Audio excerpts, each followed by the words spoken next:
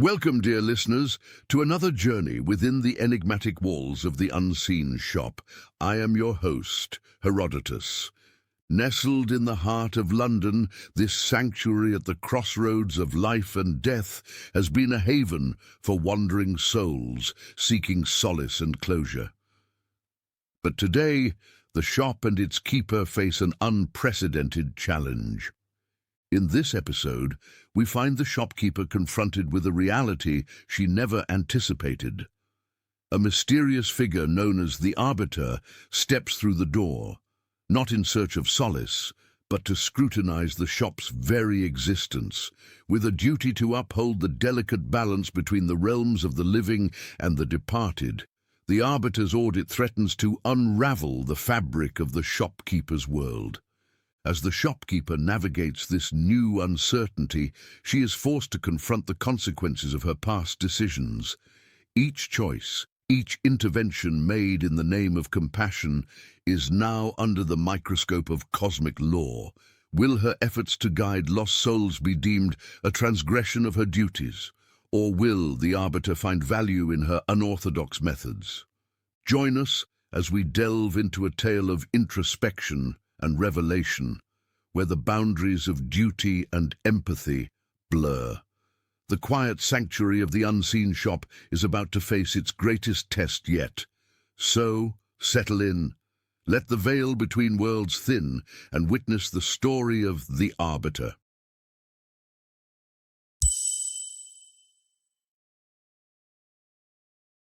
On a day where the London sky is painted with a tapestry of sombre clouds, I stand in the unseen shop, surrounded by relics that whisper tales of forgotten times. Each artifact, a keeper of secrets, rests in its place, bathed in the muted light that filters through the fogged windows. The shop, to those who understand its nature, is more than just a collection of oddities. It's a sanctuary at the crossroads of life and death.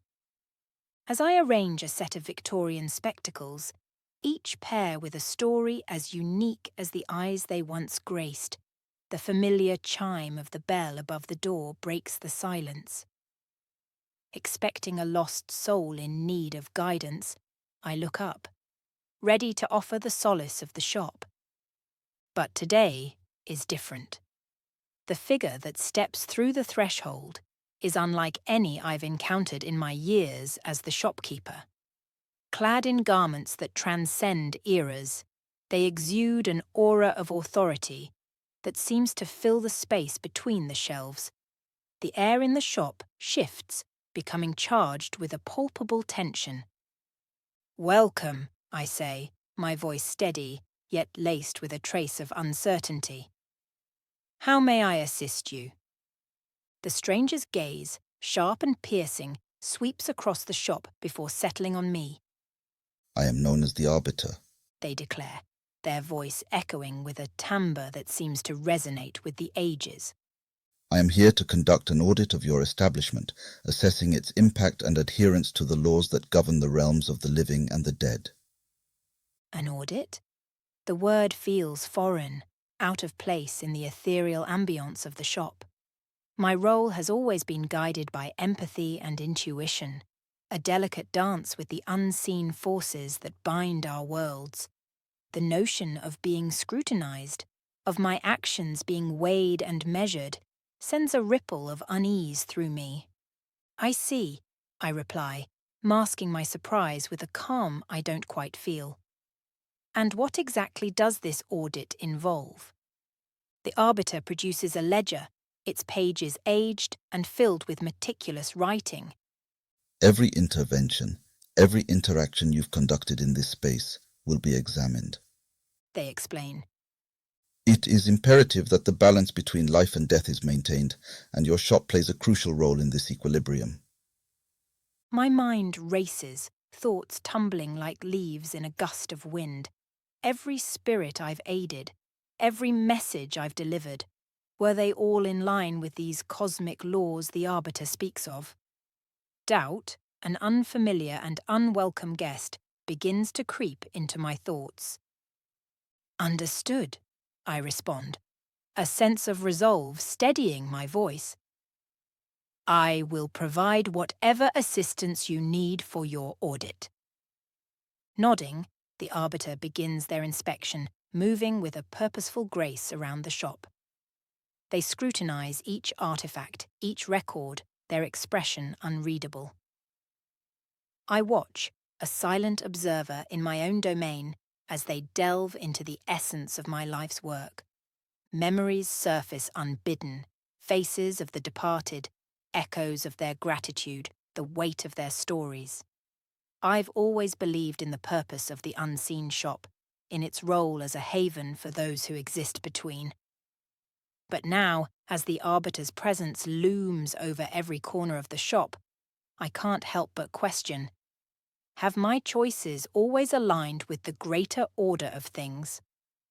The shop, usually a source of comfort and certainty, now feels like a stage upon which a play of unknown consequence is set to unfold. Standing behind the counter, watching the Arbiter's meticulous examination, I realize that this unexpected turn of events is more than just an audit.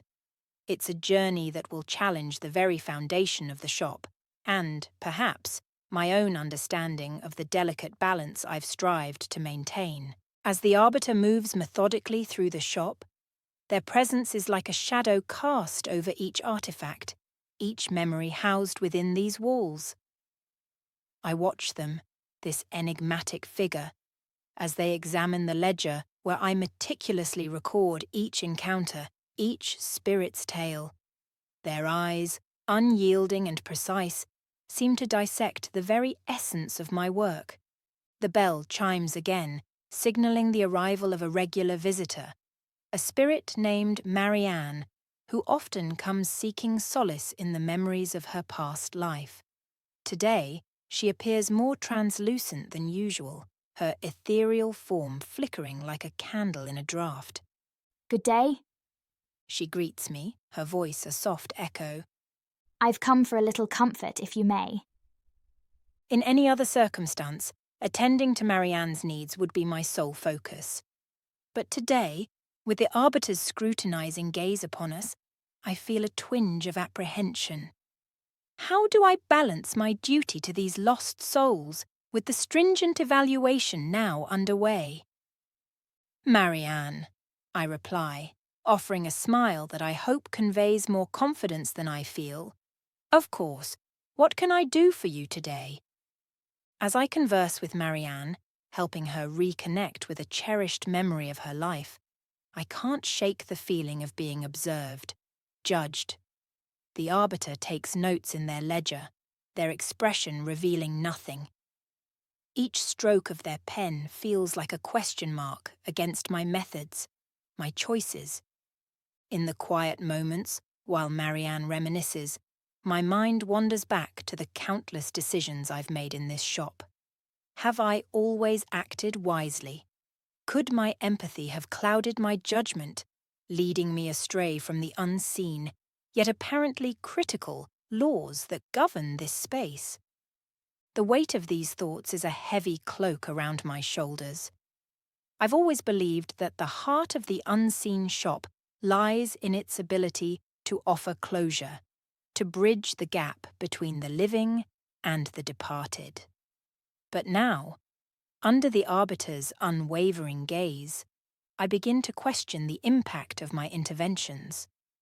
As Marianne's visit draws to a close, her form fading away with a whispered thanks, the Arbiter approaches me. Your dealings with the spirits are intriguing. They comment, their voice neutral. However, I am particularly interested in how you resolve the more complex cases that come your way. Their words send a ripple of concern through me. Complex cases. My mind races through the memories of those I've helped, some straightforward, others tangled in the complexities of unfinished lives and unspoken words. I do my best to aid those who seek my help, I respond, trying to keep my voice steady. Each spirit's needs are unique. The Arbiter simply nods, their expression unreadable, and turns back to their inspection. I am left with a sense of disquiet, the unease settling in my stomach like a stone. The shop, once a haven of quiet certainty, now feels like a labyrinth of doubt and uncertainty.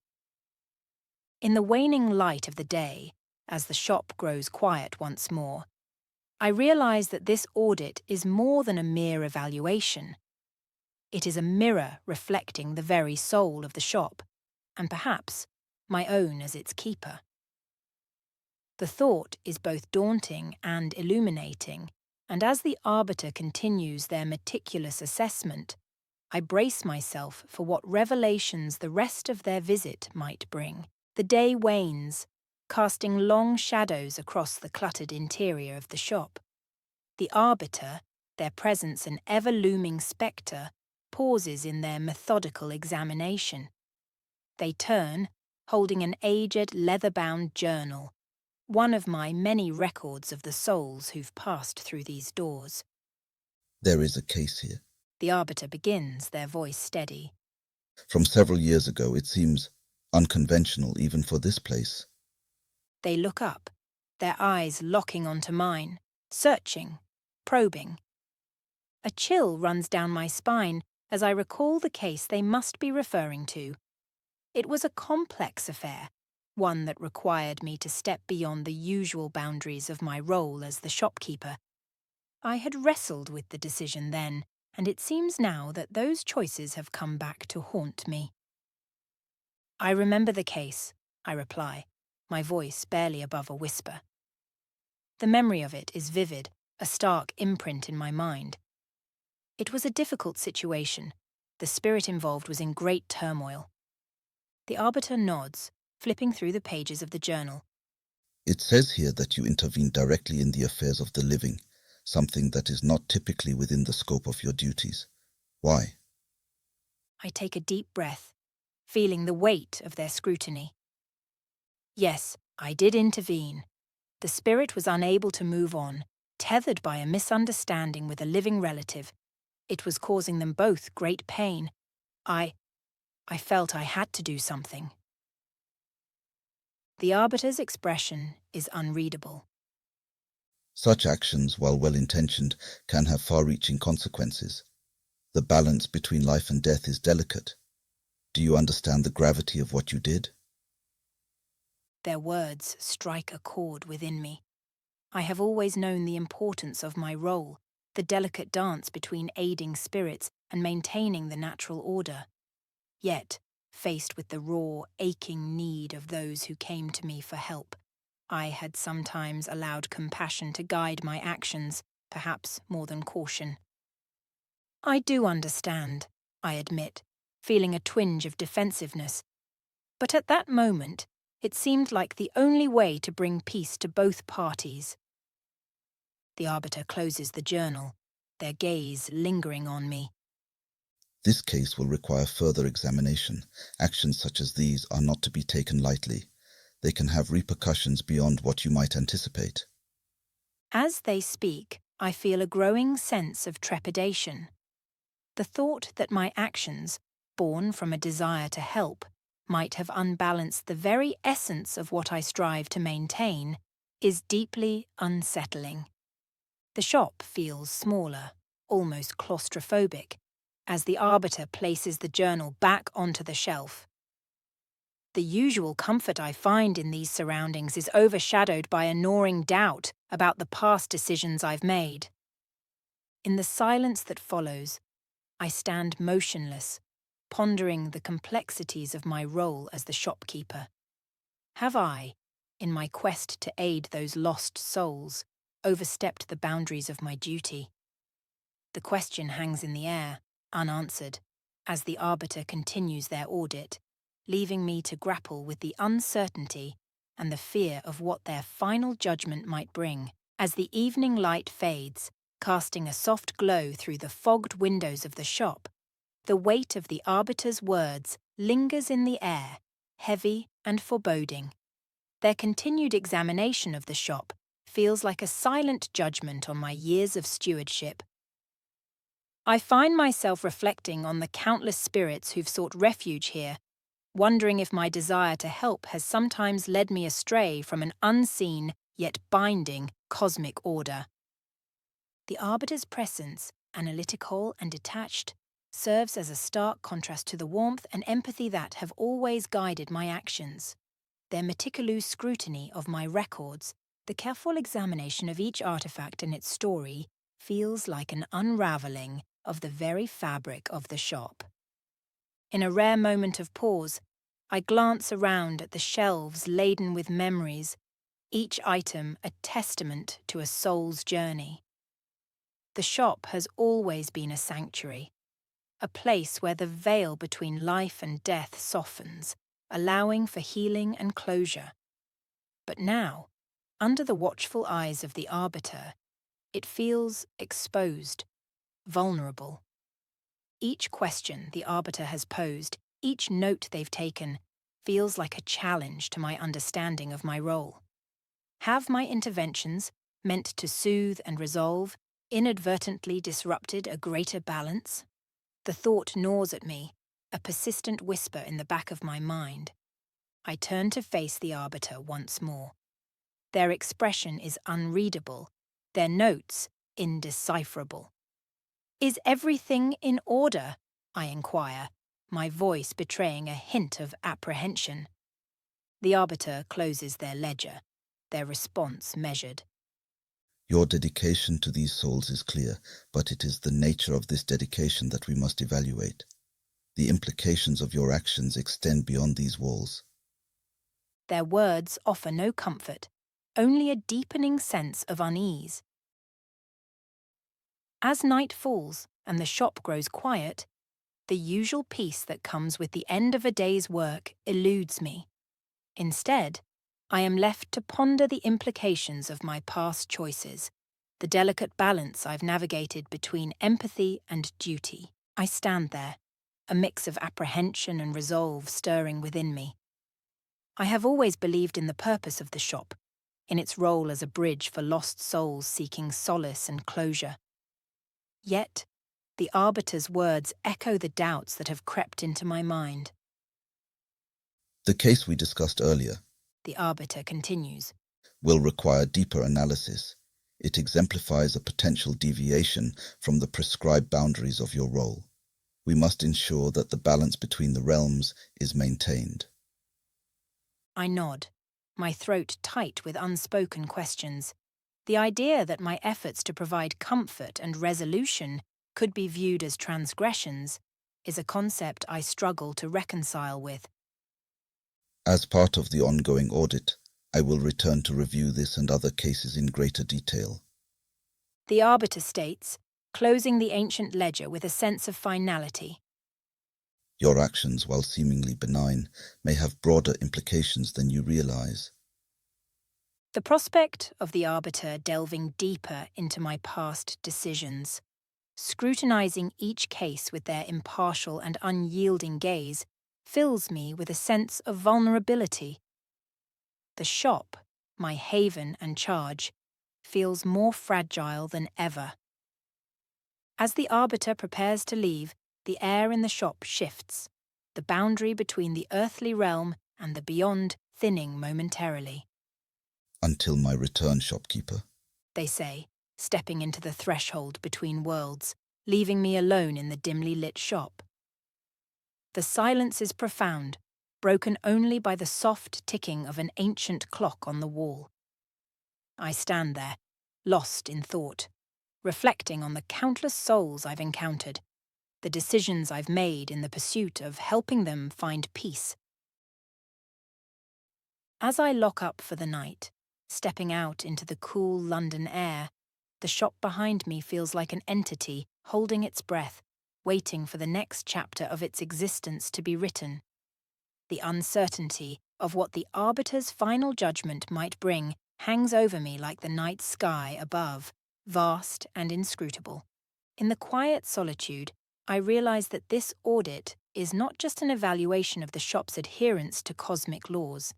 It's a journey into the heart of what it means to be the shopkeeper, a guardian at the crossroads of life and death, and the delicate balance that must be navigated in fulfilling this role. With each step I take away from the shop, I carry with me the weight of this realization and the understanding that the days ahead will be a test of my convictions and the very essence of the unseen shop.